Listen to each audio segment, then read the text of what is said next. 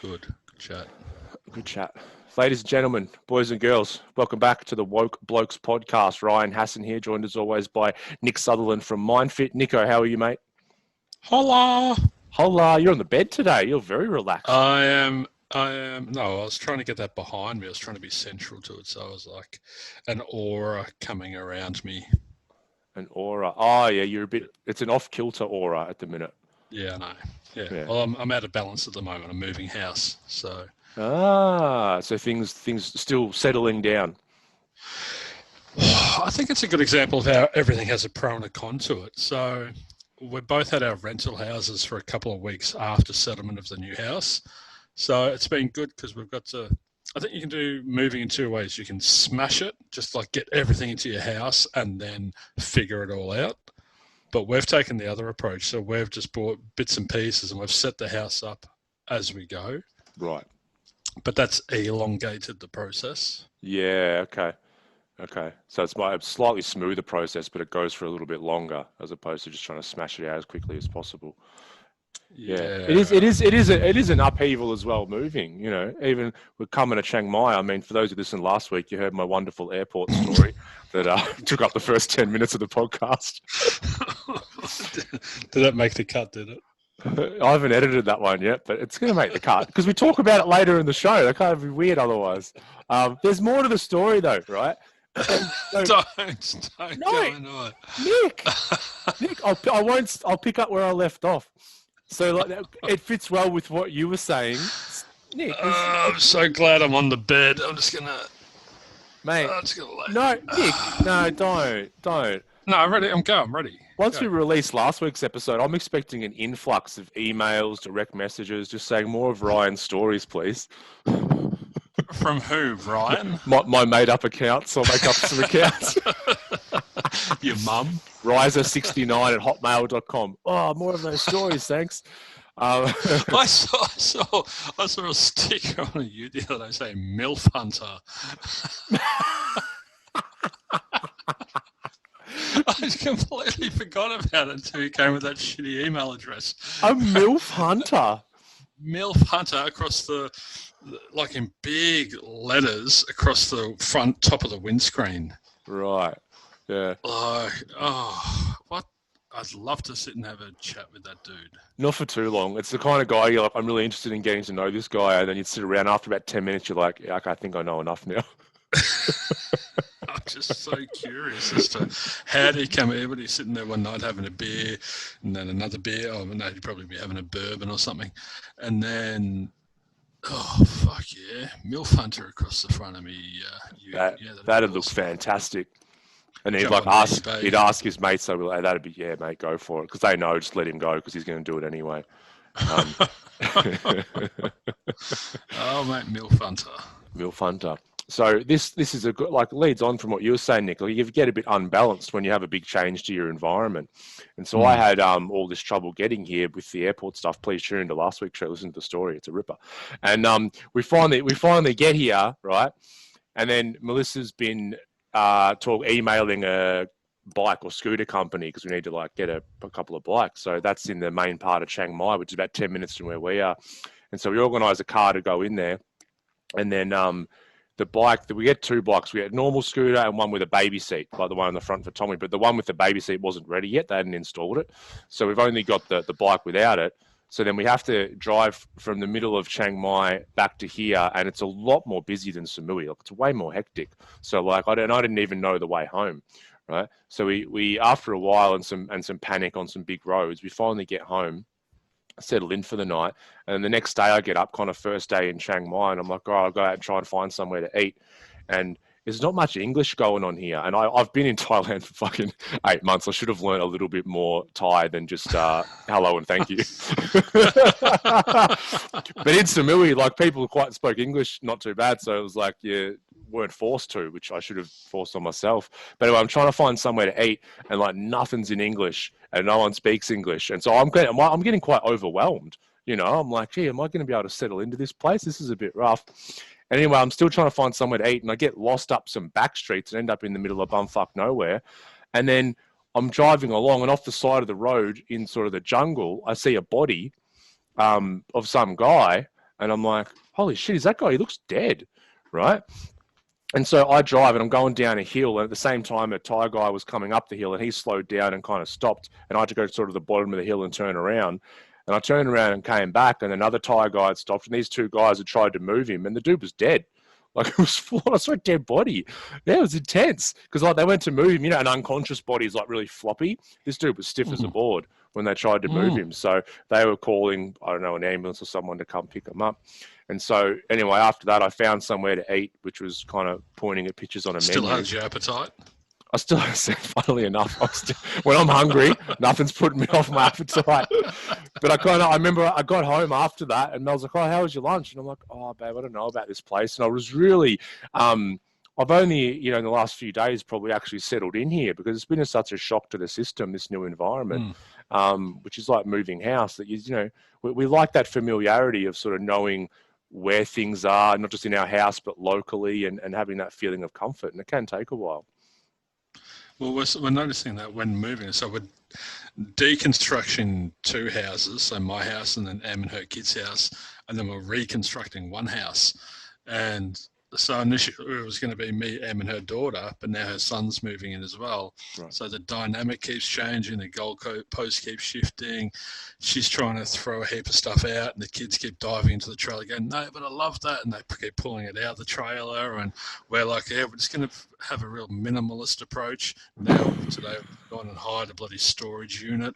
It's it's this constant changing and adapting and shifting, and it's really been really interesting. Yeah, no, it's yeah. But then you get to a point where you're out of sorts. You're out of sorts, yeah. But then you get to a point where you kind of take a deep breath and you're like, okay, I feel like I've got a grasp on, where I fit into this new environment. Well, I hand the keys to my rental that I was living in back on Monday, and Emma hands hers back on Thursday.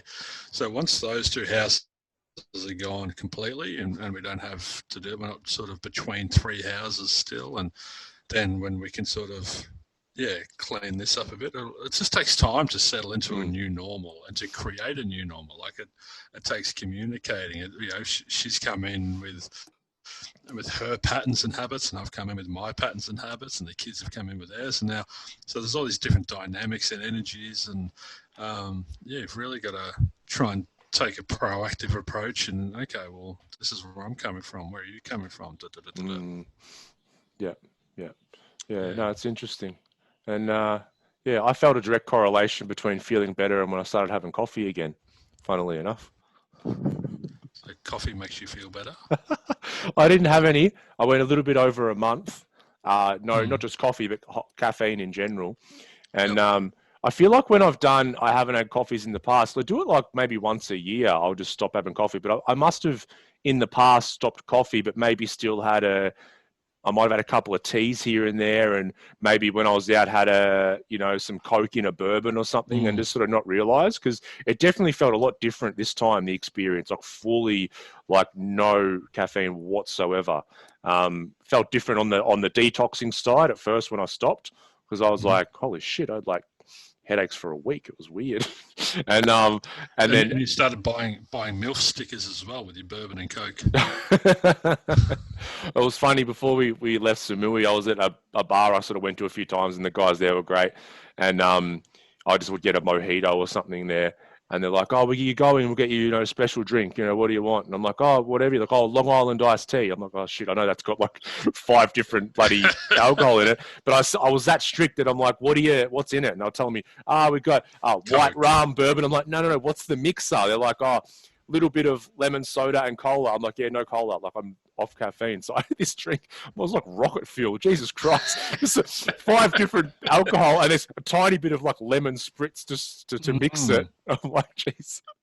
Could I breathe? Have you ever met one of your idols or one of your heroes? That's a good question. I don't, in the flesh. No, give me an example. Oh, you've obviously got a story or something. Yeah. So I was very fortunate to have a friend ring me at the big day out many years ago in 2011, I think.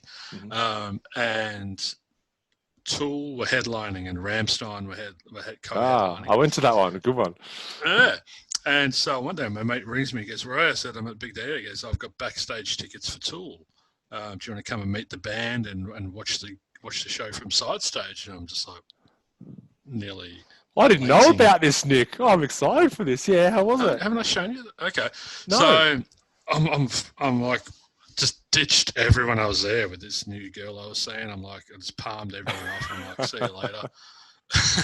And met this dude, and he's giving me this lanyard with Tool backstage, and I've still got it. I found it in the move. I'm like, yes, this is awesome.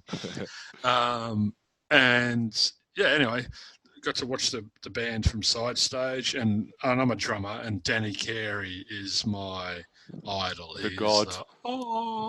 He's kneel at the altar of Danny Carey. And so I got to watch him perform live 3 or 4 meters away, and he's just and I don't think I blinked for the whole set. I was just in my jaw, and I was just absorbed in this experience. It was like my Eating the Orange story. I was following every drumstick and anyway, so gig finishes, Rammstein were awesome, went backstage, and we're just holding these lanyards up, and the security's like, "Oh, I've never even seen these." Yeah, okay, we'll keep going. So we get there and we're backstage, and then walk into this room. There's Danny Carey, there's Adam Jones, there's Justin Chancellor. Maynard wasn't there. He as soon as it goes, he quits and heads into town and goes and catches up with friends. Yeah. So 3 of the 4 band members are there. And they're like, "Oh, g'day, guys." And my mate who got me the thing was from a poster company, and they did the posters for the Big Day Out for Tool. So that's how we got the connection. And they're like, "Oh, these are the dudes that did the posters." And they're like, "Thanks, guys. Do you want a drink?" And I'm like, yeah, what are you having? And Danny Carey walks up and goes, "Appletini." He's such a big dude as well. He's 6'6". He's a tree trunk of a man, and he walks up with his dainty appletini, and I was just like, "This is awesome."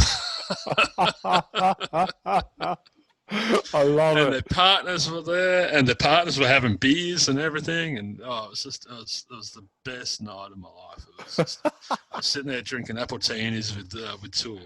That's awesome. I love that. Oh, what a visual. For for those who don't, no, that's the first time I've heard it. Yeah, for those, there'll be listeners who know Tool. For those who don't, look up Danny Carey, and you'll see the visual of him makes it even funnier. Him just saying, "We're having an appletini." The drum god behemoth himself. You couldn't have picked it. Like if you said, "Guess what drink Danny Carey has after a show," appletini would be the furthest thing from your mind. No, when you said he came up with, and I'm like, in my head, I was reeling through different drinks. I'm like, I don't know what he's going to come up with here. Appletini was not one of the options that was going around my brain. Yeah. Yeah. So I was like, "Appletini as it is." Great. Whatever you're having, Danny. Yep, exactly. If it'll make me drum better, I'm on it. Unreal. So today we're going to talk about how to be healthy physically, mentally, emotionally, and spiritually. Before we do that, we have to. I said to a client this morning, and as I say with all my clients, do you want to be happy? Yes, of course you do. What's the definition of happiness? And there's just crickets playing in the background. And they're like, "Yeah, I don't actually know." And I'm like, "It's interesting, isn't it? So many people are wanting to be happy, chasing happiness, trying to be happy, just expecting them that they should be happy. But no one really knew what happiness is." And the same with health, I think. A lot of people go, "Yeah, let's get healthy." And in the very first session I have with clients, we do these 3 interlocking circles where we've got mental health, physical health, and nutritional health. We don't go into spiritual. I sort of link that behind mental health a little bit. And I just sort of keep it simple and say these 2 things create our well-being, essentially. And so many people are focused on going to the gym and exercising and looking after their physical health, and they'll meal prep and be mindful of their eating habits and choices. But 99% of people are neglecting their mental health because they don't know they've got it. So I think this is a great episode where we can really reinforce or help educate people about what health is and how we can start being healthier.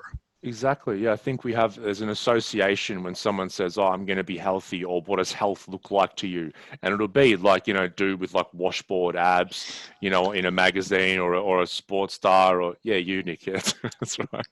And or the girl in the bikini and everything and looking fit and that kind of jazz. Nick, that's you also. Um, and Dean Laidley. it's funny, Danny Laidley, and it's funny because those ideas of health that have sort of been forced down our throat for a long time. It's like those. If you met, and I used to do a lot of work in that with fitness models and that kind of thing. At the time those photos are taken, that's a seriously unhealthy. This is just from a physical point of view, let alone the other stuff we're going to talk about today. But in that moment, that picture is taken that we would look up to and say, "This is my goal or what I want to achieve." They are in a not a good state. Like that they're preparing for that one day, so it's not even sustainable. It's not even a healthy state to be in, and it's also oftentimes photoshopped. It's not even them. in reality, just go back a step. Just go back to the sentence where you said, "I did a lot of work with fitness models." What exactly was your role? And were you the oil boy, or were you? That's right. I was the coconut oil boy. Sounds like the Milky Bar kid, or the coconut oil boy. No, I did. I was, I did some work with a health company in supplements and that kind of jazz. And then I'd also done, when I first was doing the therapy work, I saw a few fitness models because I had, connections to that supplement biz. And a lot of them are struggling with their mental health, funnily enough. Just seeing what people went through to, get to a photo shoot or to go to a competition, whether they're doing, physique competition or bikini body or that kind of jazz, and getting down to this body fat so low, it's not sustainable. Women will lose their period because their body actually goes, you're not even fit to give birth right now, that's how unhealthy you are. So they won't have they'll stop menstruating, and they're dehydrated. It actually, you'll see people in that state, their brain can start to shrink because it's just not getting all the nutrients and that it needs. So yeah, that's sort of the context that I meant. I've just seen a lot of people go up into competitions or photo shoots and that kind of thing. Whereas so that's just, we started on that because like, what's our association with the word health? So right now, I think that a better association of health is maybe just someone with a massive, genuine smile on their face, right? Well, I think it's a great episode to follow up from the chat we had last week. With Glenn. From the Australian Men's Health Forum. Yep.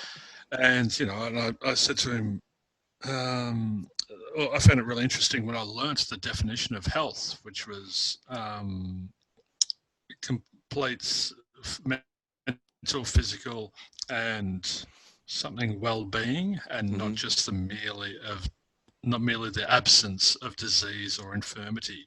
So health isn't just not being sick. Health is actually thriving. Yes. So if you look at a plant, it's not just a plant that's alive. It's a plant that's flourishing and flowering and everything. Yeah, my good friend Holly Sinclair, who we're going to get on the show, who's a health and nutrition whiz, and the work I've done with her doing blood work, stool samples, all that kind of jazz, and so you get very individualized nutrition plan and that kind of thing. But then when you get, say, blood work done, you get the results back, and it's got in the brackets, like, here's your levels of, say, vitamin D, and here's the levels that you should be in. But then when she sends me her report, her levels are very, very different, because she said those levels that they recommend are like recommended daily intake for things that you see on the back of supplements or food. That, like you said, those are the clinical numbers that you need to not get sick, so to not be in some sort of chronic illness state. Whereas she calls them, instead of the whatever range they call that, then she has her optimal range, which is very different from those ones. It's like, we don't want to our goal shouldn't be, I just want to not be sick. A bit higher. Yeah, we want to, like you said, we want to be thriving, not just getting by and not being chronically ill. But it's also when we mention health, people automatically go to that mental and physical, so nutrition and exercise, as you said, because we've been brainwashed into thinking that's all it is. because the perception of mental health has always had that negative connotation to it. It's always been linked with suicide, depression, bipolar, personality disorder, whatever the schizophrenia, suicide, whatever the case may be. So there's been such a period of ignorance in a literal sense that has created what everyone calls this stigma that we have to break. But I think it's just a perception that we have to change or re-educate people on. Yeah. But it's good because now we are starting to learn that mental health is part of health, and that we can actually do things to get our mental health in shape and to keep it there. And it's really the key, like that the people who are physically trying to get in this shape or this ideal goal weight or whatever they're trying to do, if you really quiz them on it, they're trying to actually improve their mental health, because they think when I get to this certain body fat percentage or I lose this certain amount of weight, then I'll be happy or I'll feel okay. Yeah, and then it's this false goal. It's like chasing a rainbow, because you get there and you're like, oh, I'm still not happy. Well, there's got to be something else that I can do, or I'm doing it because if I get to this certain state of health, then other people will say, wow, look at you, look how healthy you are, look how hot you are, wow, look how buff you are. And so they're kind of outsourcing their happiness. So it's all really this mental health issue going on underneath the surface. But they also feel good when they're exercising because of the endorphins that are being created, and they think that's what makes me feel good. And so they get addicted to going to the gym and doing that. And so when we look at people's relationships with everything through my program, we look at exercise, and quite often we'll find that someone thinks that they're going to the gym in a healthy way, but in fact it's actually a codependent relationship. Yep. So it's not actually healthy. Yeah, I love that. It's like we should be really checking in with our relationships to everything. Like I tell, there's nothing wrong with exercising. There's not. But you can have a dysfunctional relationship with exercising. It's like there's nothing wrong with alcohol. You can have a dysfunctional, like coffee. Nothing wrong with coffee. You can have a dysfunctional relationship with coffee.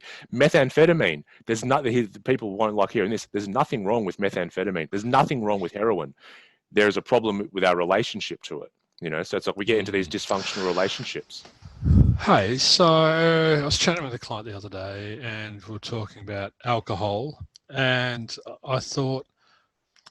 I looked at alcohol as unhealthy, it's a poison. If you ask your body, does it like alcohol? Does it think alcohol? It'll say no, I imagine, because of what the body has to do to process it and everything. So a lot of people say, I've got a healthy relationship with alcohol. And it may be semantics I'm getting hung up on, but I was like, how can we have a healthy relationship with something that's unhealthy? Yeah, so it's a good question, because a lot of people who say they have a healthy relationship with something, that's why I stopped coffee, because I would say, it's fine, I just have these 2 coffees a day, whatever. But then I'm like, well, let's test that, right? So that's Michael Singer's, it's not his teaching, it's the ancient yogic teaching, but it's like, if you want to know why you do something, don't do it and watch what happens. So that's why people who say I have a healthy relationship with alcohol, then don't do it for a bit and just make sure that you do. And oftentimes people who say that they do don't, because when they stop doing it, they're craving it, they're wanting to do it. Like I need to do it in social situations. But let's say, from my point of view, let's say that a healthy relationship with alcohol is I don't really think about it. It's not like I am drinking or I'm not drinking. It's not a big deal. But if I'm out, with someone, I'm having a really good time and they're getting a bottle of wine and we share a bottle of wine and we connect and have a lot of laughs and that kind of thing. There's yes, there may be a toxic element physically to having the alcohol, but then what about all the positive element from this great connection or great catch up that I've had with a friend? And maybe so the net benefit is actually greater in that instance for my overall health. But if you are out and you bump into a friend, they say, let's have a wine, and you have this great connection and everything, but you're meant to be elsewhere, so you change your priorities in that moment, start neglecting these other responsibilities, because that decision will have a ripple effect. Yeah, it's not going to be good or bad. Well, yeah, then the net effect starts to sort of go the other way, because there's so many factors that go into everything. It's like it's not just having a glass or two of wine or not, or it's not like eating a certain thing or not. There's like all these other factors as well. Like when you sit down to eat a meal, you can have the exact same meal. It can be healthy or whatever. But if I sit there and I'm scoffing the meal and I'm looking at emails and I'm doing it, I scoff it and run off and do the next thing, as opposed to mindfully sitting down and slowly, being grateful for every bite and letting things sit and nourish the body, that same meal will show up very differently biochemically in the body. Yeah, so it's consuming versus eating mindfully. And when I was helping people to create a positive mindset when they were trying to lose weight, they'd say, I'm eating really healthy. And I said, what does that mean? And they'd be like, oh, well, I'm eating lettuce and salad and this and that. And I'm like, oh, to what quantity? Like they were only looking at the quality and thinking that was healthy, but not the quantity. And this is the same thing with the gym. The quality of that energy expenditure is healthy. Yes, I'm exercising, but the quality, if you're doing it 6 or 7 days a week, is not healthy. So when we're looking at food, we're saying to people, you have to learn what your body's nutritional needs are. You and your best friend can't go on the same diet because you've got different body shapes that operate differently and everything.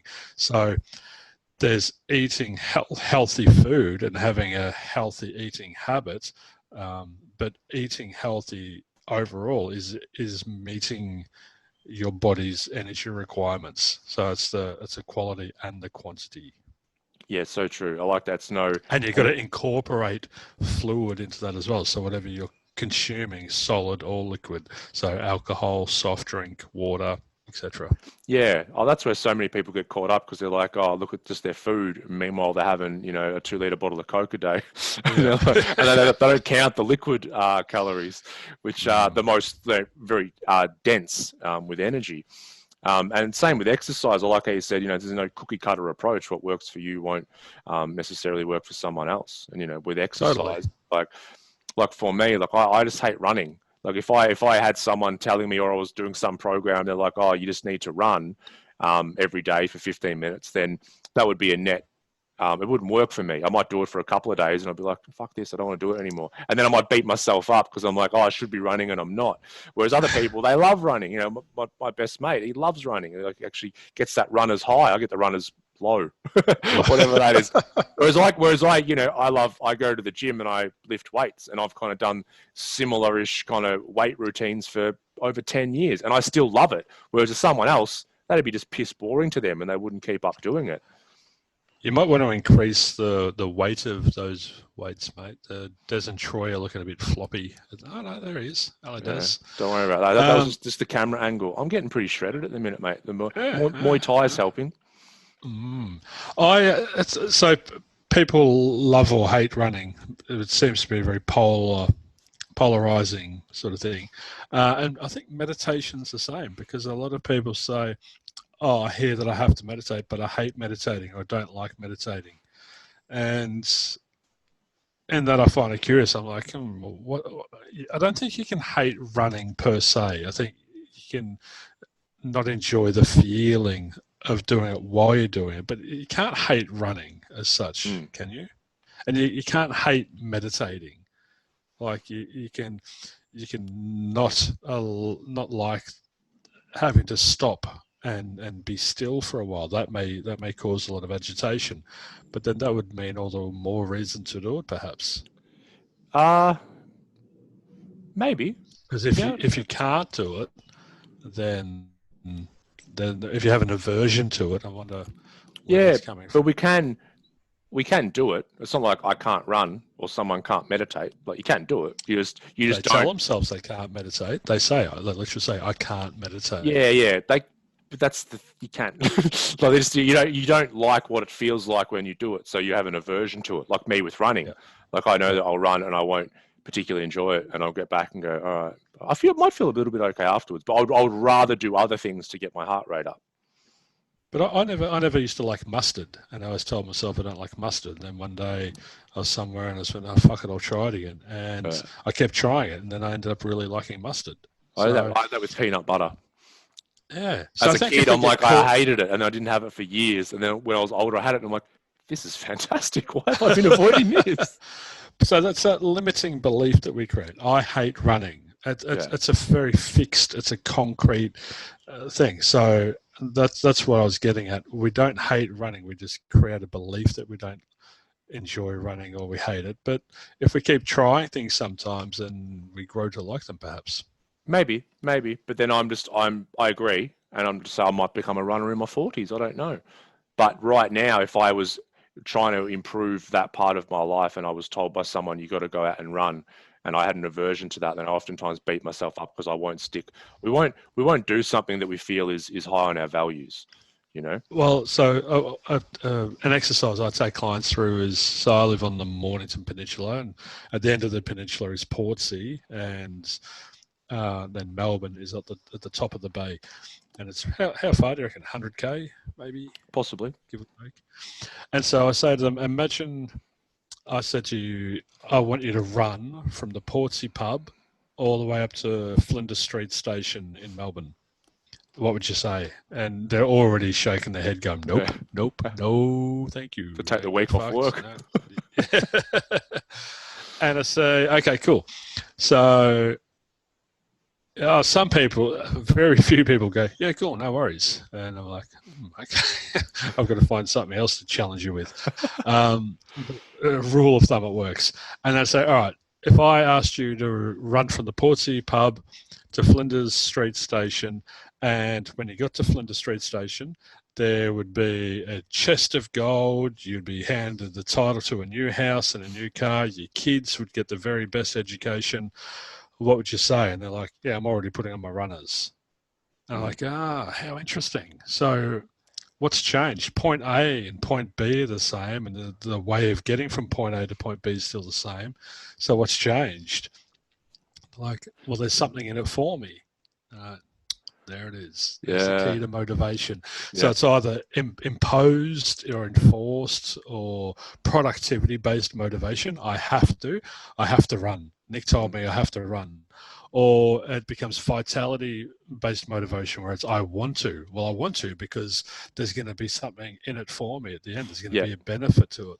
So that, it comes back to that values thing again. So this is like, so Dr. John Demartini, he bangs on about values a lot. So we all have a hierarchy of values that we will make decisions based on. And, those top 4 or 5, whenever something is linked to one of those, we're motivated. When there's no question, we're happy to do something. But if you ask us to do something low on our values, there's no motivation there. So it's like if you have financial security, down at number 15, but shoes are at number 5. Whenever money comes into your possession, they're going to go to shoes as opposed to saving, because it's your hierarchy of values determines that. So he says, if you want to try get motivated about something you don't want to do, link it to what your highest values are, and that's what you do with that exercise. So whatever that person says, like having a big pot of gold. It's like, so finances are high on their values, and also their kids are high on their values. So that running has also been all of a sudden been linked to the highest values. So there's motivation for it when there's just no juice behind it before.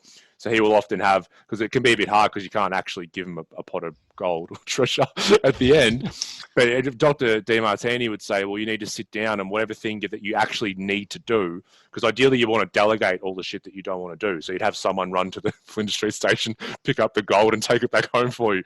But if you're not in a position to do that and you have to undertake a task that you have low motivation, sit down and write 50, like, he does it. This is like rewiring neurological pathways. So like 50 reasons how doing this task links to your highest values. So if it's running, then it might be like, well, I don't want to have heart disease because it runs in my family. I want to be around for my kids. Once again, if kids are high on the value, you can link it back to playing with your kids, being more active with them. And all of a sudden, the more things you link, the more kind of juice and motivation you start to get for the task. Yes. Yes. Hey, you said something before, because I must have used some black and white language or absolutist language. I took a picture here. I am reading the 8 Master Lessons of Nature, which I'm really enjoying so far. But yeah, he cited this study, which is really interesting, because he was talking about absolutist words in language. And there was a study done in mental health chat rooms, 6,400 people, so a big selection of people. And in the groups, People suffering with depression and anxiety, their absolutist language was 50% higher than the population at large.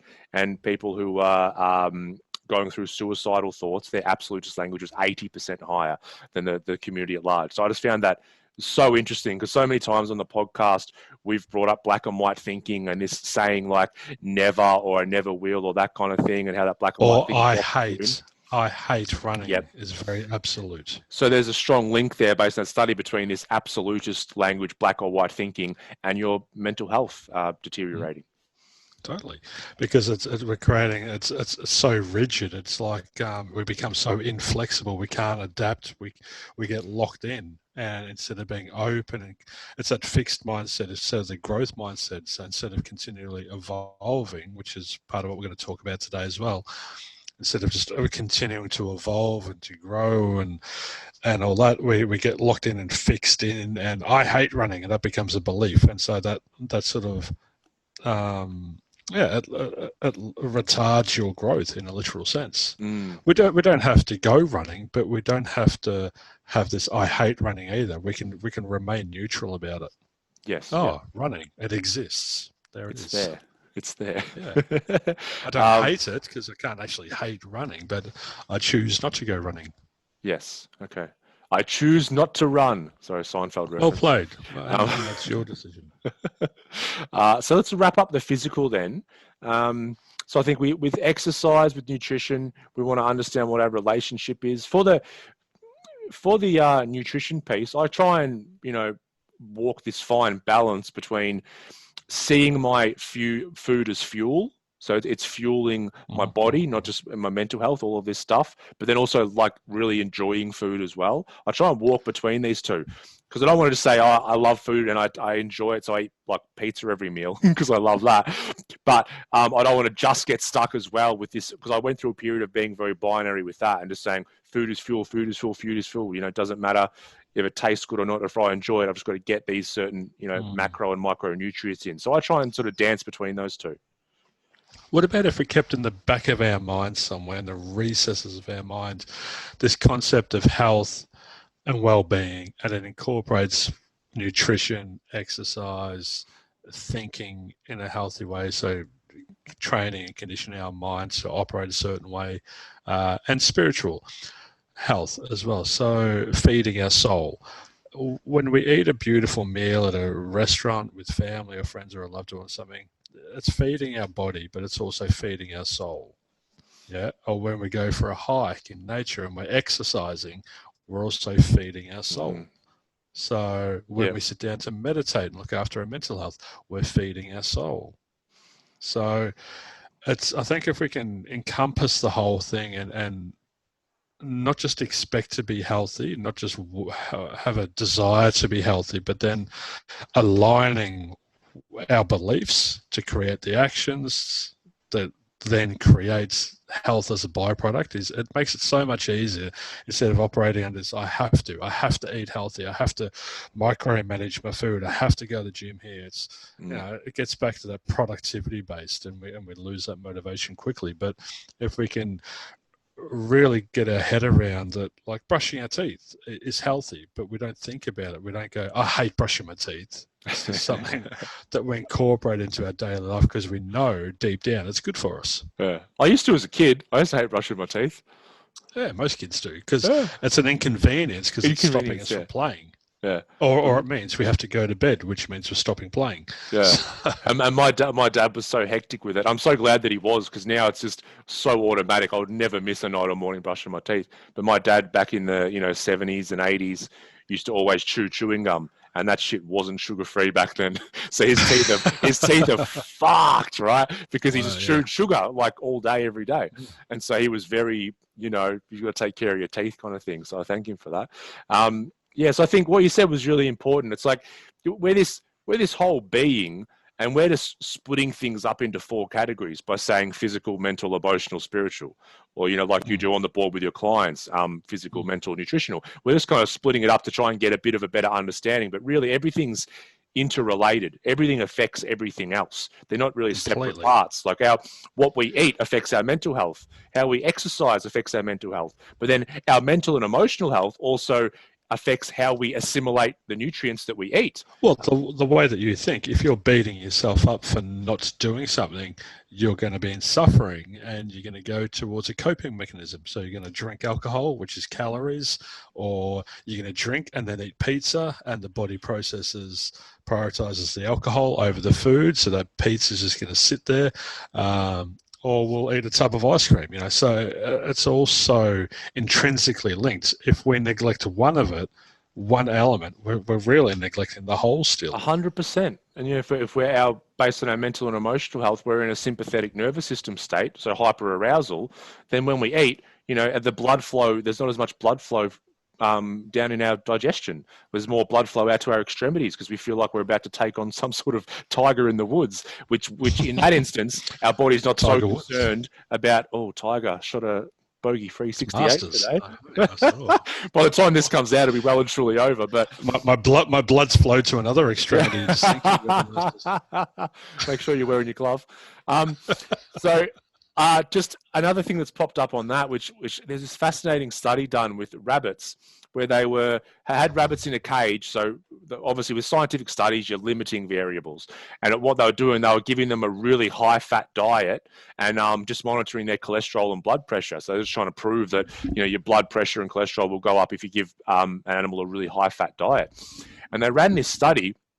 And most of the rabbits had the predicted outcome that they went up, but there's a certain section of rabbits, they stayed the same. There was no raise in blood pressure or cholesterol, and they were scratching their head because they just couldn't fucking work out. They were breaking down everything. They couldn't work out where's this variable coming from, why. So they ran it again and had the same results.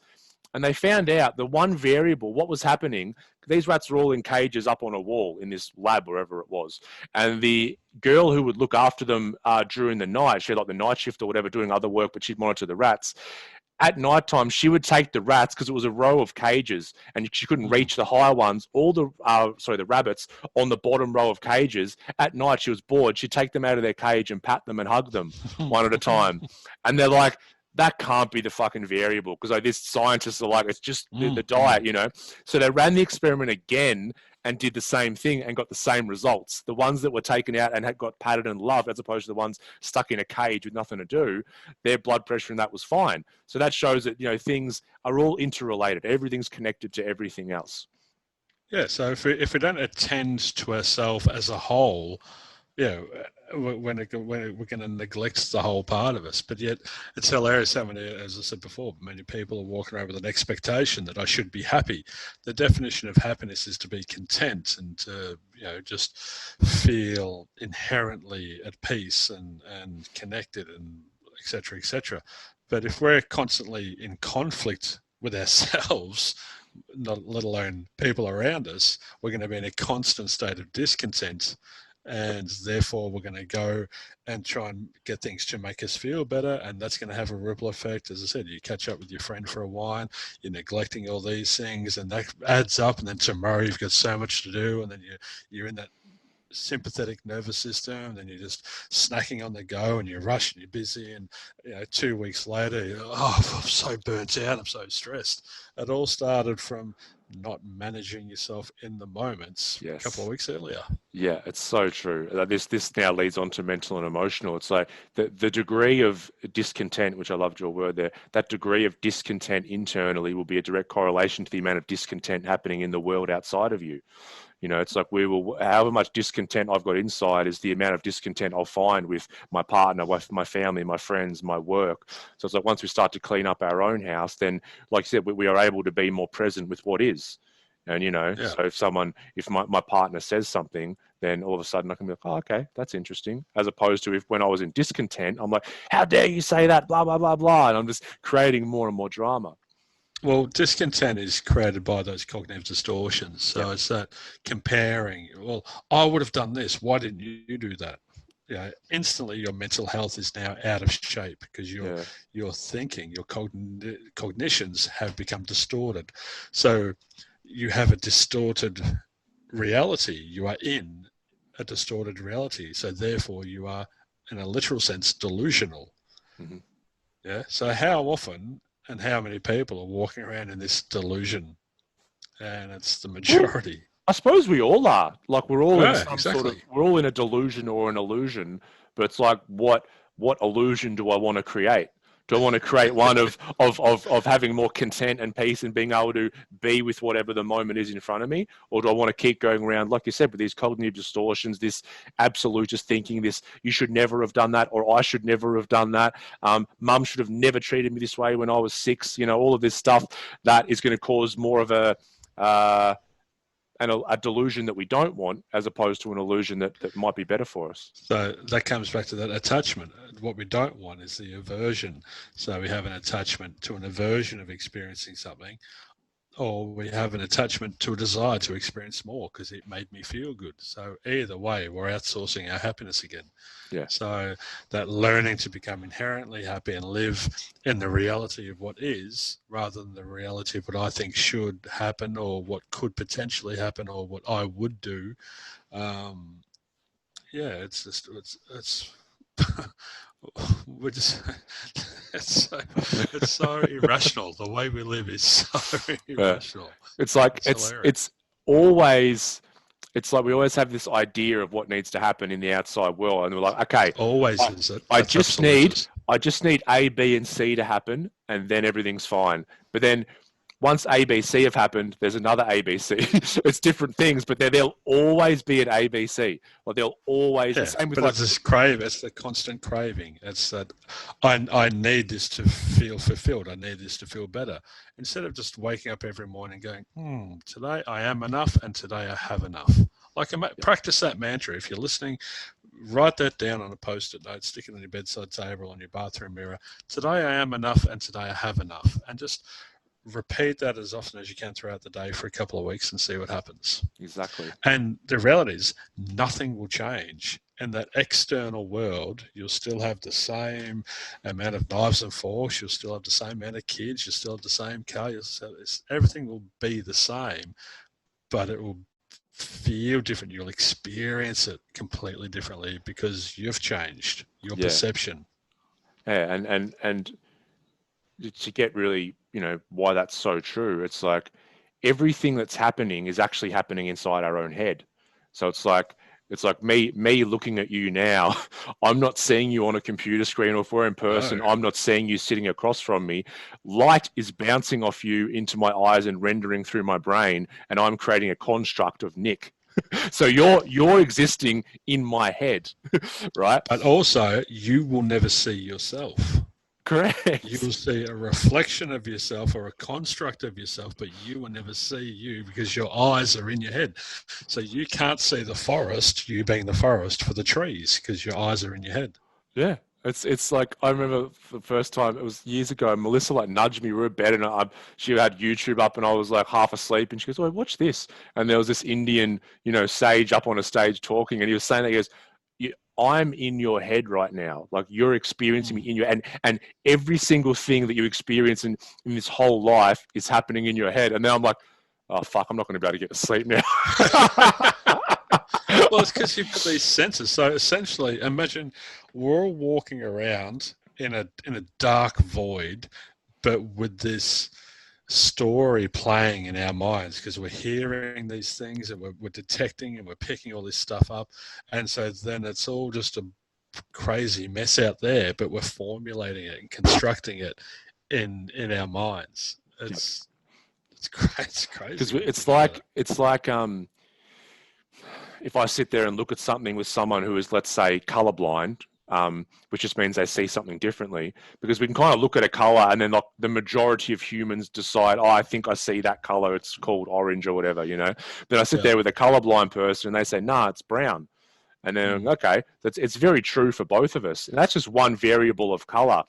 We're all got a different, we're all a different blindness to reality to an extent. But so is animals. Animals see things completely different to us. Yeah. So that example there, if you see it as orange, they see it as brown. If you use that binary thinking, it's black and white thinking, or brown and orange and brown thinking, and you say you're wrong, that says more about you than it says about the other Exactly, person. and that's where everyone gets into a problem, because someone might have an opinion, or they watch a movie and they say something. No, you're wrong. It's like, no, they're not wrong. They're exactly That's right their for their reality. experience.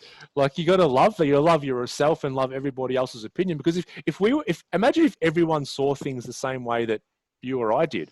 Like, if everyone saw things the way I did, that'd be the most So boring beige. reality in the world. I'd be like, oh, this is great for like a day. Then I'd be like, fucking hell, give me the variety back. I'm sick of Ryan. Fucking hell. So that's why getting out of binary thinking into spectrum thinking is so helpful, because we just start appreciating that we're different. There's no right or wrong. There's no good or bad. There's just different.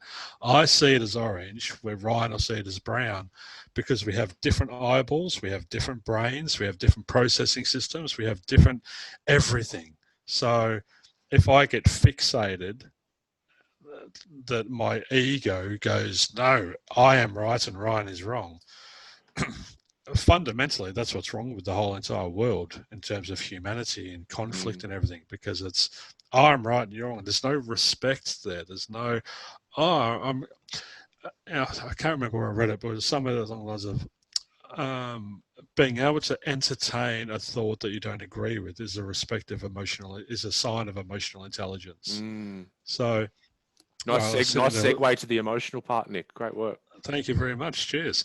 Segway King. No ego. Ding, ding, ding. Ego, go away. Don't make it about you. Nick Segway Sutherland. The Sultan of Segways. The Ram Dass video that I was watching there, the documentary, and he was talking about these different planes of existence and everything. And I sat there and I realized afterwards that I had sat there entertaining what he was saying. I didn't put it through a black and white filter. I just went, I have no idea, because I am not him. I haven't experienced what he's experienced. Who am I to say that there aren't other planes of existence? I mean, who am I to say that this woman wasn't a representative of his guru from India, but she was in America? I don't know. So sitting in our ignorance and going back to Matty Pitt, one of the best sentences is, I don't know. It's I don't know. And all of a sudden, I don't know if your God is real. I don't know if my God is real. I don't know anything, because what the fuck is real and what's not real? No, 100%. Yeah, no, I totally agree. It's like it happens so much on the internet now. And oftentimes on the internet, we start gravitating towards groups who have similar opinions to us, and we end up in an echo chamber, just reinforcing the things that we already believe, which means we all just get stuck in this rigidity, whereas if let's say someone says to me, like, oh, Ryan, I hate running group. I'm going to create a group called Running Exists, and I'm just choosing not to do it. Yes. But imagine if you went into the I hate running group and you took in there some evidence. So they've all closed their minds. You can hear how closed their mind is, right? Yeah. I hate running. They've made that an absolute. It's a definite, it's concrete. And you walk in there with this philosophy that maybe you don't hate running. Maybe you can't hate running. Maybe running just exists and you're choosing not to do it. Nah, I still fucking hate it. But you look at how. So let's say that there were two groups. There was one, I hate running, and then one that said running exists, but I choose not to do it. Right? Yeah. And if I actually have this thing, like I have an aversion to running, and I see those groups, I am jumping in the I hate running. It's like this human nature. It's like, people. Yeah, because like it's attracted. It resonates with you. Yeah. So you're going to go towards what resonates with you. Christianity and Muslim. It's that I'm going to go to whatever resonates with me, and I want to find my tribe. I want people who are the same as me and who agree with me, because as humans, for some reason, it's our nature. We really struggle with things that are different. That's why racism exists. That's why sexism exists. That's why there's all these prejudices and biases and everything. It's just, if it looks different or talks different or operates differently, then I don't fucking like it.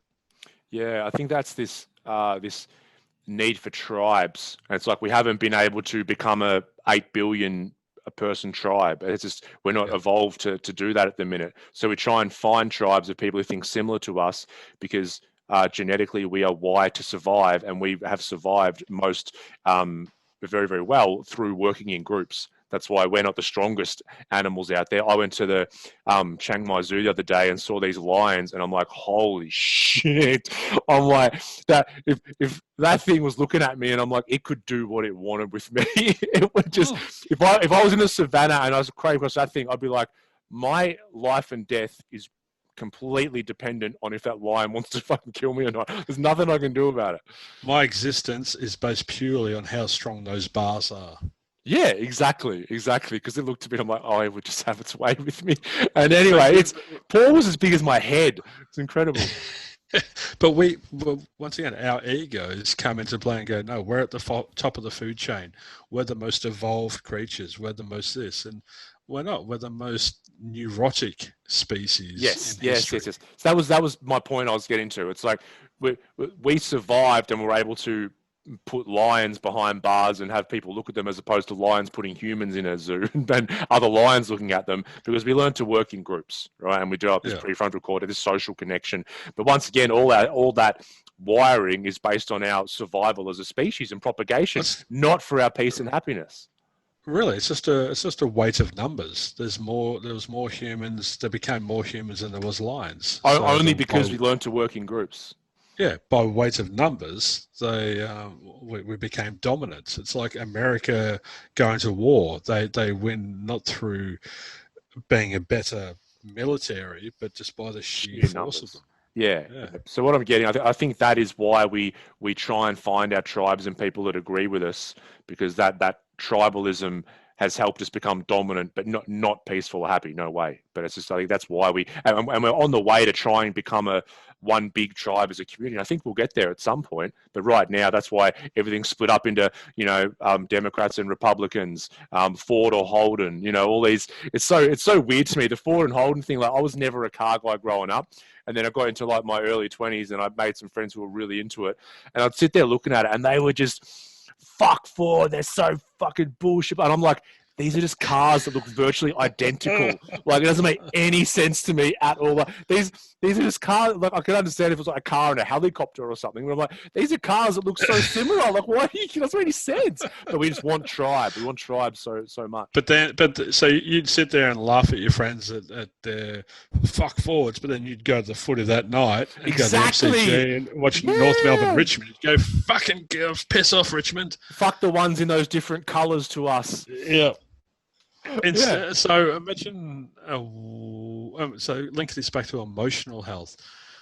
When we complain, we actually cause brain damage. Yeah, we're literally damaging our brain when we complain. So when we get into that heightened state, we're in that emotive state, we're in that sympathetic nervous system, and we've got the adrenaline coursing through us, and it's like, it's not healthy to sit in that space for a long period of time. Every now and then, once a week, go to the footy, lose your mind a little bit, but then, get heightened, but then come back down. But if you're operating that way every day, then it's really going to impact on that health and well-being again. Yeah. And this is kind of comes back to I try and walk the balance, like with the food thing, like it's fuel and I enjoy it as well. And I went through a period after I had my big, change and everything. And I looked at footy. I was like, I was going through this whole period where I was questioning everything. I'm like, what are we doing? Like, watching these dudes run around with the ball, trying to get through these sticks. It's so strange, right? Yeah. But then I got to the point now I kind of leveled out where I'll watch the footy and I'll be vocal. I'll scream at the telly, blah, blah. As soon as the siren sounds, it's off. It's back to like, that was funny. There was chasing a football around, So I can get caught up in the moment and everything, but realize that it's just a game. Whereas I know for me years ago, and I've seen people where, it can ruin the start of someone's week. Like a game on a Saturday, they're still stewing about it on a Monday or Tuesday. Well, it's the AFL trade period at the moment. So Australian rules football, for those international listeners, of which there are. Hello. And yes, and people are losing their minds because players are changing tribes. And we're so deeply attached to having this person remain part of our tribe that when they leave, so many people are taking it personally. And you can hear the distortions. It's destructive thinking. I can't believe you've gone. Fuck you. It's just hope you do a hammy next season. That's what happens. It's like that. This person hasn't changed at all. They're the same human being. Yet, you were screaming, going, "We love you, yeah!" Then 1 year later, when they get the change, ball, they wear different colours, and they change a tribe, and all of a sudden we literally want them to experience physical harm. Yeah. Oh, you're back.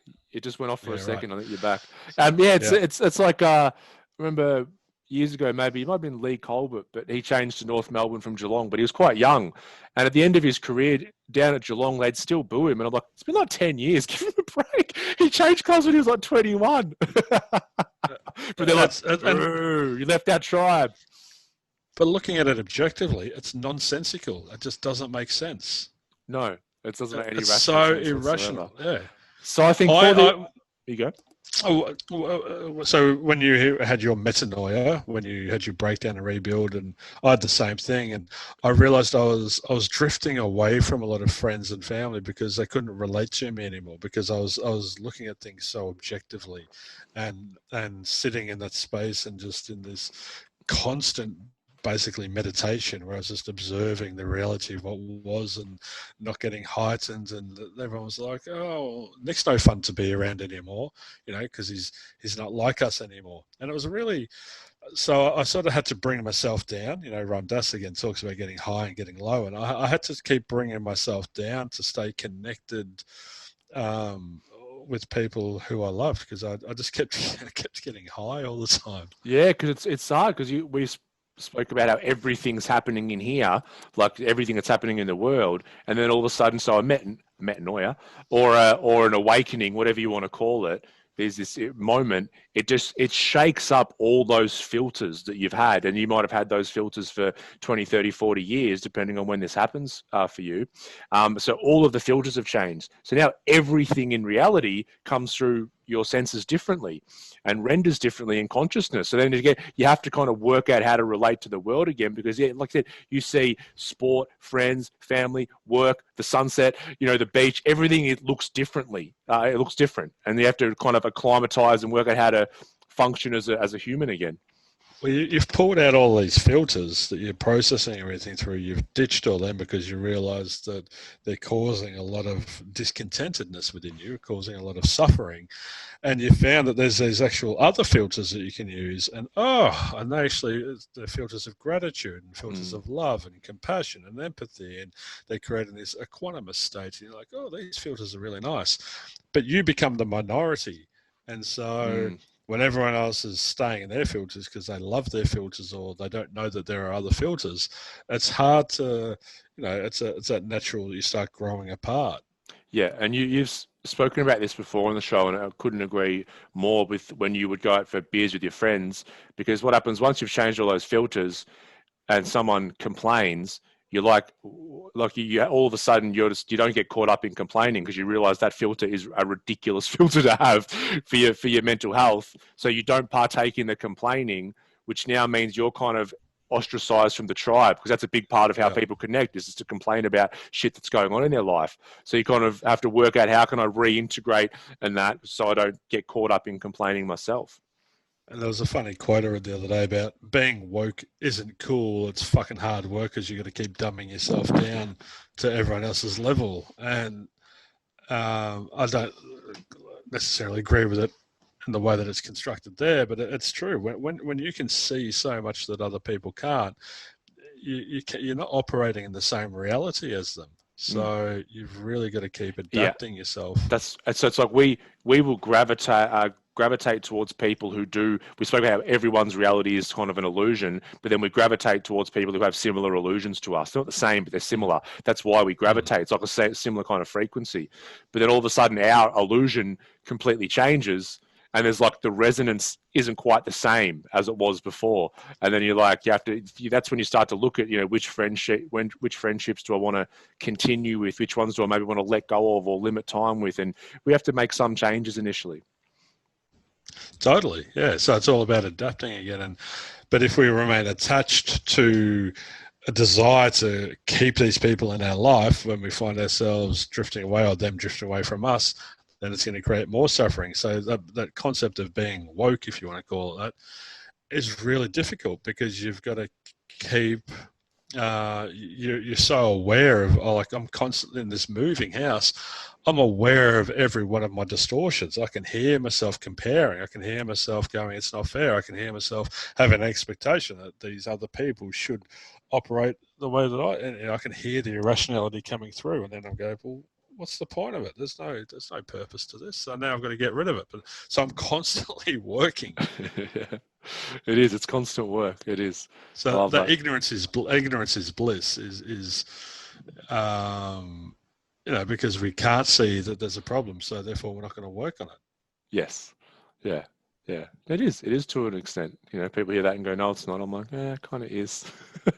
Kind of is. All right. Well, Let's talk about the spiritually. We'll wrap up emotionally. I think the key takeaway is one that you said is really being open to everyone else's experience and opinions, and not be closed up and just try and find people that agree with you. Like if someone says to me, Ryan, I completely disagree with your view of addiction, I think it's a disease, then I've got two options there. I can say, get fucked, it's not a disease, that's conversation's over, and I go back to finding people that agree with me. Or I'm like, okay, awesome, tell me it's a disease, tell me why, tell me all of that you've learned and everything. And then we engage in a conversation, and I listen to their story, and I'm like, I totally understand why I think it's a disease. And so I can either then contemplate what they've said, and then I can still keep my view, or I can take on some of what they've said. Or at the end of the day, if I completely end up disagreeing, then I can still go, I totally respect your opinion. And I think that's fantastic. And I know where you come from now. I haven't shut myself off to your experience. Jeez, how healthy does that sound? But it's not easy. It's not easy. That's what we call it the hard path. So The we're hard going to path to happiness. step out of our distortions. So, but in that as well, you're keeping an open mind. And a quick tip for people listening is when you feel yourself getting triggered or heightened, and you become aware of it, then you can just go back into right. This is about me, not about the other person. This is me in a fixed or rigid mindset here. So I'm going to shift out of this. I'm just going to go, actually, what you're saying is interesting. And I'm going to listen actively to sort of learn more about what you are experiencing. I'm not going to try and impose on you my experience. I'm not going to enforce on you what I think is right, because it's also subjective. There is no right or wrong. There is no good or bad. It's just get out. I'm going to get out of my binary way of operating, and I'm going to go into the spectrum and respect that spectrum, respect that we're all at different spaces, and actually be grateful that you're in a different place on that spectrum, because as Huss was saying before, it's that if everyone agreed with me, it'd be a shit boring world. So boring. So let's get into that gratitude and respect and be healthy. It's a good one in relationship as well. I've found, for myself and Melissa. No, it's been fantastic, because all of a sudden things, let's say something comes up and things start to get heightened, and we start, call it an argument, kind of starts based on something that's happened, then we'll often sort of cut it like a bit of a circuit breaker, and I'll just go, okay, hang on, stop. Tell me exactly how you saw the situation. And then I'll say, this is exactly how I saw the situation. Now we understand each other's frame of reference. Because what happens, let's say, I don't know, something happened at dinner with Tommy. I'm just making something up here. Then in my head, I've got not only what I'm feeling and how I saw things, but I've got a mental construct of how Melissa saw things and her motivations behind the way she acted, right? And that's completely made up by me. Right. So when I say, what was your experience of what happened? And she tells me pretty much 100% of the time, I'm like, okay, I had a completely different idea of why you acted that way and how you saw the situation. Now we actually know where we're both coming from. And it just diffuses everything. And how can we move forward? So I had an experience with a past girlfriend, and we were at the footy at the MCG for Anzac Day, and we had seats, and there was a couple sitting next to us. Now, my nature is I just love to talk to people and to learn about people, and this couple were out of town and it was their anniversary or something, and so I'm just engaging them, and I'm operating in my way. Yeah, I was ignorant or unaware that my partner at the time had all of these unhealed wounds. Yeah, so because it was pretty fresh into it. So my experience was, I'm buying us drinks and celebrating and sort of including her as much as I felt was necessary. And I was having a great time. And then I felt her shift, being that empath, I felt this and Yep. this break and this separation. And I was like, oh, that's interesting. What's going on? And she wouldn't say anything, blah, blah, blah. Anyway, we ended up leaving, and the meltdown afterwards was just phenomenal. And it was like suffering upon suffering, and she was venting and pushing all her suffering onto me, calling me every name under the sun. And gave her time to cool down, and I tried speaking about it to her the next day, and she said, I can't believe you were looking at that woman in that way. And I was like, huh? Okay. Come again? And she's like, oh, you were so focused on her, you were embarrassing yourself, you're embarrassing me. Her boyfriend was really uncomfortable. And I started recalling the memory. I'm like, the dude wanted my number for next time he came to Melbourne. The evidence said that he wasn't uncomfortable. Yeah. So I was trying to learn about her experience, but she wasn't open like you and Mel are. She wasn't open to hearing new evidence, to introducing new evidence to create a different reality for her. Yeah. So she stayed in her experience, which was just compounding this suffering. Yeah. It's sad. It is sad. Yeah. It brings up a memory for me, like years ago, and when I was in a different place and handled things differently, and it might have been the big day out actually. Could have been the Ramshine and Tool one. Anyway, there's this guy. I'm kind of in that group, but I wasn't the biggest fan of him anyway. Anyway, he was pretty wasted and was just sort of dancing with my wife, and it wasn't even that bad, but I already didn't like him. And I remember I went up and sort of said, fuck off kind of thing, like fucking full alpha cockhead, right? Anyway, it's like it's this thing where it's like I wasn't looking at my ex-wife and just saying, is she having fun? Is she enjoying this? I had to act off my own jealous wound, right? Which is the thing. You made it about you and you took it personally. Yeah. Whereas I think now, let's say if Mel and I went to a wedding or something and she was up dancing with another bloke and they're having a great time, I'll be like, that's like all I care about is the person that I love is having a great time. But then the ego wants to go, but it has to be with me. They can only have a great time if I'm the reason for that great time. We're experiencing that at the moment. So Emma was living with a housemate in her old house with her 2 kids, and so there's all this change, and in my head I'm like, oh, I've just put hundreds of thousands of bucks in this new house with them, and you sort of paint a picture of what you think it's going to be like, and when the reality of what is different to the reality of what you think it is, that creates that conflict. And so the housemate kept turning up here, and they were trying to carry on the same patterns here as they were there, which never works. Yeah. But I kept experiencing this agitation, and it was just, oh, you're not being considerate of me, or you're having all this fun without me, or whatever. And similarly, I had to really pull myself out of it and go, I hope my partner is having fun. I love this woman. I want her to be happy, regardless of who or where or what it is. Yeah. But then I kept falling into this trap of, but I hear that she's tired and I see her sitting up drinking all night.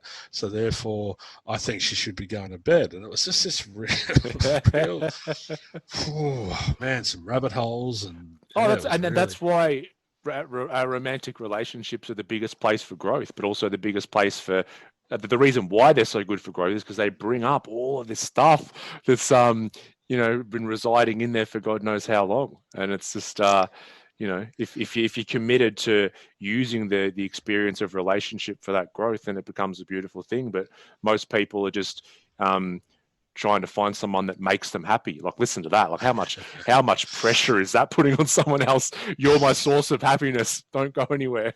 Well, that was with that last relationship I was telling you about at the footy. I was the source of her happiness.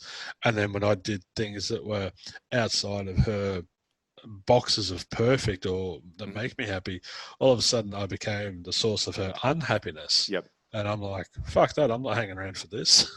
No, and that's why relationships end when oftentimes people all of a sudden feel that weight at some point in the relationship, like, holy shit, this person's completely dependent on me for their source of happiness.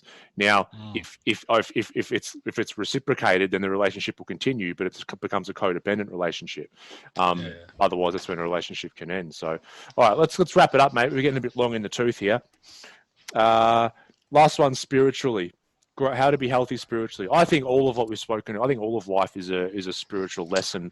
We're always, I think of spirituality, despite what someone's beliefs are, it's about connection to ourselves, connection to other people, connection to the world at large, connections to the mystery, I think. And oftentimes we will label things as God or, spirit and that kind of thing, but it's just the great mystery that is life. And that book that you have recommended to me, which I'm reading at the minute, The Master Lessons of Nature, is really taking in all the mystery of nature and then the wonders of nature and trying to incorporate that into our life. Because once again, there's this little sliver of what we know about reality, and most of it we don't. And sitting in that place of not knowing, in that place of mystery, can be very healthy for us, I believe. Yeah, I'm just looking up a meme that I saw a while ago. It was religion is belief in someone else's experience. Spirituality is having your own experience. Mm. So we can only have our own experience when we're in the moment, though. So it's that I think for me, spirituality is linked with yeah, and all of this comes down to evolution. So continually being open to change, being open to entertaining someone else's thinking or their philosophies, being open to getting out of your comfort zone and going, all right, well, I hate running. I'm going to go for a run and see if I really hate running. Is running something I can hate? Oh no, I don't like the feeling of running. I have an aversion to that, where I have an attachment to going to the gym. All right, well, maybe I'm going to try running just for a bit of fun, just to liberate myself and see. Or maybe I'll just join the running simply exists and I choose not to club. Who knows? It's just a verb, isn't it? Yeah. I'm going to go for a run Yeah. after this. I hate a verb. Poor old Shane. I Shane's hate a obviously verb. now. Shane, when I'm at work, I'm in work mode. My mind is just constantly picking up these red flags. And Shane walked in the other day and goes, "I hate cleaning." And then he looked at me. He's like, "Oh no!" And I'm like, "Yep, sit down, whiteboard out. Do you really hate cleaning?" And then, so once again, I caught him in this distortion, and he's like, he goes home spent some days when he's done nothing because he's just in this environment where it's just constant growth. Hasn't been doing nothing then. Exactly. Isn't it funny when people go, "I can't sit still. I hate doing nothing." You're a constantly evolving creature. You literally cannot do nothing. It is Yeah. impossible to do nothing. So just to sit down and realizing I'm doing something still. I'm being productive. I am relaxing. Relaxing is doing something. Yeah. It's like when at the other place, when one day Mel came home and told me we put down for a nap and she went out. And I just sat on the floor and just stared out the window for 2 hours. And Mm. then Mel came home. She's like, "Hey, what have you been doing?" I'm like, "I've been sitting here staring out the window for 2 hours." And she was like, "Wow, tell me about it." That's Because I could awesome. have said, "Oh, nothing," but I wasn't. I was Yeah. sitting there staring out the window for 2 hours. Like it's always something. You were spending your time, sitting out and just observing. You were observing for 2 hours. Yeah. What a And you beautiful start thing to to do. notice, you're like, and I noticed that plant, this bug will land on that plant, and then this other bug will try and fight it, and blah blah blah. It's always something. We Well, oftentimes, it's like my octopus teacher. He'd go and sit in that part of the ocean and just sit there and observe it. On the outside, it would look like he was doing nothing, but he was in a deep spiritual interaction mm, with his environment. which is So were that you. that that word connection, just connected. We're connected, to our environment, to life, can be to other people, to ourselves. Um, I think that's what spirituality means for me. We can create Yeah. different ideas and constructs about that. You know, my soul's here for evolution through this body. It's been here before. That's all beliefs and constructs that I'm not going to know probably until I die. But it's like, I think, am I, in each moment, am I connecting or am I withdrawing from myself and life? And so we use the terms destructive and constructive. And if we're in those cognitive distortions, that's a destructive thinking. If we're being grateful and observing and mindful and considerate and everything, we're going into that constructive thinking. So constructive equals connection, destructive equals disconnection. Yep. And I also think from a feeling sense point of view, because a lot of my work's in the body, it's am I going into an expanded state or a contracted state? Expand, contract. So it's all the same thing. It's basically am I opening to life or am I closing to life? And am I observing what I'm doing, or am I having an expectation I should be doing one or the other? Am I back in that binary thinking where in meditation it's just observing the arriving and the cessation of the breath? The breath is arriving, the breath leaves. And it's funny, people. I had this thought the other day when I was teaching someone how to breathe, which sounds like a really odd sentence. And I said, we can hear how attached they were to things and they're holding on. I'm like, try and hold on to your next breath. Imagine your next breath is your job or your partner or someone, and hold on to your next breath and see what happens. So the breath came. Right, hold on to it. Right, see how long you can hold on to it. We'll see what happens if you hold on to it. You have to let go eventually because it becomes too difficult. So yeah. That's fun. Yeah, it is fun because then it's kind of like that's how that person or that thing that you're clinging onto would feel as well. Like they're like, oh, let me breathe. But it was a really fun, tiny little example of how irrational you're being. Yeah. Yeah. Well, of course I wouldn't try and hold on to a breath. Why the fuck are you holding on to anything then? Yeah. if it comes, let it come. If it goes, let it go. Yeah. Yeah, it's also good speaking about that expansion and contracted state because, like you said, it's like the breath. We're in flux, and people often look for things like, "What's going to make me expand?" Like, is that girl going to make me expand? Is that drug or alcohol? But it's more interesting to note what makes you contract. Because like life is you'll see a beautiful sunset or you'll have a great chat with a mate and you'll naturally expand. It's important to then just to notice what makes me then contract. Yeah. So it's like getting high and coming down. It's contracting and expanding, just on a different parallel. It's why am I coming down? Oh, because my mind is agitated again. Oh, why is my mind agitated? Oh, because I've got these distortions going on. I've got these attachments. Right, I can let them go. Boing, and all of a sudden I'm getting high again. Yeah. So that's what, like, for me, I noticed that I would contract because if I got into a state of expansion and kind of joy, then a feeling or a voice would be like, stop it, like put a lid on it kind of thing. So then I would contract. So if I'm like music down, singing in the thing, then I'd be like, stop it, and it'd stop. And I'm like, what's that? And I investigate, and that was kind of my dad's voice telling me to stop showing off when I was a kid. So like, that was still repeating. So I was contracting because I didn't want to show off kind of thing. So then when I was able to let that go, I can remain high if I want to. I can remain expanded. I don't have to limit myself. So all very interesting. So everyone, listeners, I hope you have taken something out of this episode, how to be healthy physically, mentally, emotionally, and spiritually. And if you want any more of my stories from Chiang Mai, then just let us know and I'll be happy to reel off a few more. I think Ryan's going to start his own Chiang Mai podcast. Ryan's Chiang Mai Adventures, which we're going to sell as a formula for sleep. It's going to be a sleep meditation. I think people are loving it. I reckon they're digging it. You haven't even released it yet. That's true. I'm just getting the vibe. I feel like I'm getting the vibe that people there's part of them craving some drawn out happy stories. All right. Well, when we release it, we'll do a poll and see what happens. Give us some feedback, everyone, and be honest. I can take it. All right. I won't take it personally. I got some feedback the other day saying, I would like some stories from Ryan if possible. We'll tell the podcast is better than listening to Ram Dass. Oh, jeez. That's high company, that is.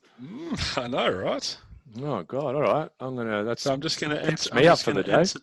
I'm going to entertain that person's belief and just play around with it. I won't let it fit into the ego. I'll appreciate that. It's in my ego a little bit. It's about 20%. I'll appreciate that they're enjoying it. Make it about them, not about us, Ryan. All right. Give us feedback about the stories. I got to run. I'm starving. I've got to go for a run too. I love running. All right. See you, everyone. Peace.